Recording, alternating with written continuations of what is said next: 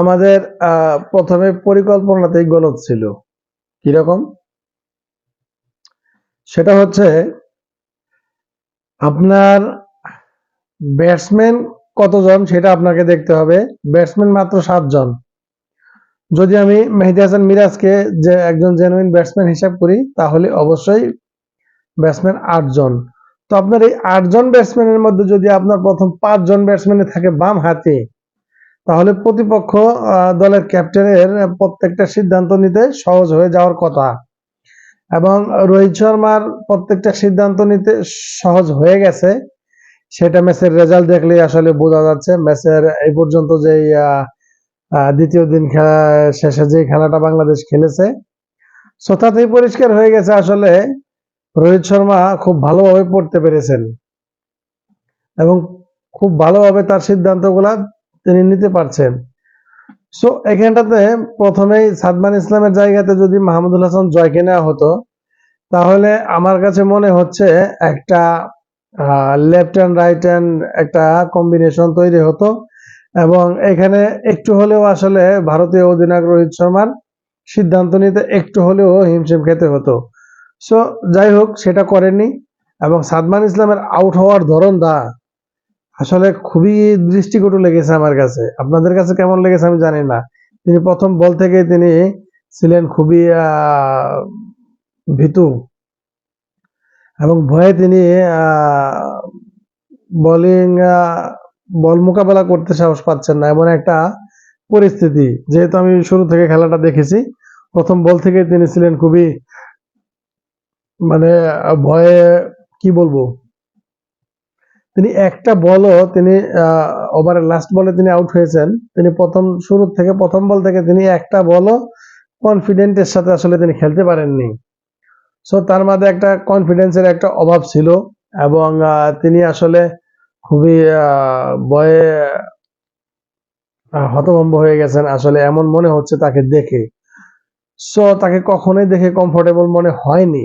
So আমার কাছে মনে হচ্ছে এই জায়গাতে অবশ্যই একটা লেফট হ্যান্ড রাইট হ্যান্ড একটা কম্বিনেশন যদি করা হতো মাহমুদুল হাসান জয়কে নিয়ে, তাহলে সেটাই হতো বেটার। সো যাই হোক, এটা গেল সাদমান ইসলামের ক্ষেত্রে। এখন এর বাকি আউটগুলা যদি আমরা সবাই একটু চিন্তা করি, সেক্ষেত্রে বাংলাদেশ 149 রান করেছে। এখানে আসলে খুব বেশি আলোচনা করার কিছু নেই।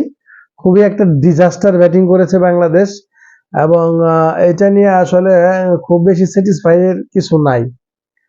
সো এখানটাতে আলোচনা করা যেতে পারে সাকিব আল হাসান এবং লিটন কুমার দাসের যেই ব্যাটিং কারিশমা এবং তাদের আউট হওয়ার যে ধরন।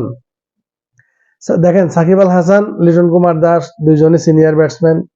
সাকিব এখন জানি না, বড় জোর তিনি হয়তো 2 বছর খেলতে পারেন। আর লিটন কুমার দাসও, তিনিও আসলে 10 বছর হয়ে গেছে আন্তর্জাতিক ক্রিকেট খেলতেছেন। সো আসলে তাদেরকে বোঝানোর তেমন কিছু নাই। সো তারা খুব ভালো বুঝেন আপনার আমার চাইতে। সো সাকিব লাস্ট কতদিন আগে কোন ম্যাচে তিনি রিভার্স সুইপ খেলেছেন এটা আসলে আমার জানা নেই। এখন আপনারা বলবেন রিভার্স সুইপ খেলে তো সাকিব অনেক রান করেছেন। না, রিভার্স সুইপ খেলে সাকিব অনেক রান করেন নাই। রিভার্স সুইপে রান করেছেন মুশফিকুর রহিম, এটা আমরা জানি। মুশফিকুর রহিম রিভার্স সুইপে অনেক রানও করেছেন এবং অনেক ম্যাচে বাংলাদেশকে ডুবিয়েছেন। যাই হোক, আমরা আলোচনা করতেছি সাকিব কেন্দ্রিক। সো সাকিব কবে কোন ম্যাচে কখন এই রিভার্স সুইপ খেলেছেন আসলে আমার মনে পড়তেছে না। আপনাদের যদি মনে পড়ে আপনারা অবশ্যই বলবেন। এমন একটা সময় তিনি রিভার্স সুইপটা করলেন, তিনি উইকেটে সেট হয়ে গেছেন, খুব ভালো তিনি খেলতেছিলেন এবং বাংলাদেশের রানটা খুব সুন্দর এগুচ্ছিল এবং লিটনের সাথে তার একটা 50+ রানের একটা পার্টনারশিপও হয়ে গেছিল তখন ওই মুহূর্তে। আর ওই মুহূর্তে তার মনে হলো যে না, আমার একটা রিভার্স সুইপ খেলা উচিত। সো রেজাল্ট যাই হওয়ার ছিল তাই হলো, তিনি আউট হয়ে গেলেন। সো যাই হোক, এরপরে আসি লিটন কুমার দাস। লিটন কুমার দাস তিনি পাকিস্তানের সাথে ভালো খেলেছেন, এর আগে কিছু ম্যাচে ভালো খেলেছেন তিনি। সো তার মধ্যে একটা ধারাবাহিকতা আসলে চলে এসছে। যদিও তিনি টি-20তে এবং ওডিআই ক্রিকেটে তিনি এখনো পর্যন্ত অফ ফর্মে আছেন। সো যাই হোক, আমি টি-20 এবং ওডিআই এখানে টেনে আনতেছি না, কারণ যেহেতু এটা টেস্ট ম্যাচ। সো আমি টেস্ট ম্যাচের আলোচনাই করতেছি। এখানটাতে লিটন কুমার দাস সেট ব্যাটসম্যান, তিনি যদি মনে করতেন যে না আমার এখানে দায়িত্ব নিয়ে খেলা উচিত, যেটা রবিচন্দ্র অশ্বিন করেছে, যেটা রবীন্দ্র জাদেজা করেছে, সো সে কাজটা তিনি করতে পারতেন। তিনি আসলে আহ আমরা দেখেছি দেশের মাটিতে নিউজিল্যান্ডের সাথেও তিনি আসলে ডাউন দ্য উইকেটে গিয়ে প্রথম বলে তিনি ছক্কা মারতে গিয়ে তিনি আউট হয়েছেন। সো আসলে এই ম্যাচুরিটি কবে আসবে আসলে আমাদের দেশের প্লেয়ারদের, তারা কবে আসলে দায়িত্ব জিনিসটা নিতে শিখবেন আমি জানি না। সবকিছু যদি ওই 8 নম্বরে মেহেদী হাসান মিরাজের উপরে গিয়ে বর্তায়, সে কয়দিন ভালো খেলবে। তবে তিনি আজকেও আসলে ভালোই খেলতেছিলেন মেহেদী হাসান মিরাজ। তবে আমরা এখন মেহেদী হাসান মিরাজ নির্ভর হয়ে গেছি। মেহেদী হাসান মিরাজের আগেও যে আমাদের 7 জন ব্যাটসম্যান আছে, সো তারা তাদের রোলটা আসলে কতটুকু প্লে করতেছেন এবং তারা তাদের দায়িত্বটুকু কতটুকু আসলে তারা পালন করতেছেন, এটাও দেখার বিষয়। সো প্রত্যেকটা প্লেয়ার যে দায়িত্ব নিয়ে খেলেছেন, ম্যাচের রেজাল্ট ঠিক আসলে তেমনটাই হতে যাচ্ছে। এই ম্যাচ হয় 3 দিনে শেষ হয়ে যাবে, হয়তো চতুর্থ দিন যদি বাংলাদেশ খুব বেশি ভালো করে ব্যাটিং এ, তাহলে হয়তো চতুর্থ দিনের প্রথম সেশন অথবা দ্বিতীয় সেশনে যাওয়ার সম্ভাবনা নাই চতুর্থ দিনে। সো দেখা যাক, লেটস সি কোথায় গিয়ে আসলে দাঁড়ায়। সো প্ল্যানে অনেক জায়গায় ভুল আছে।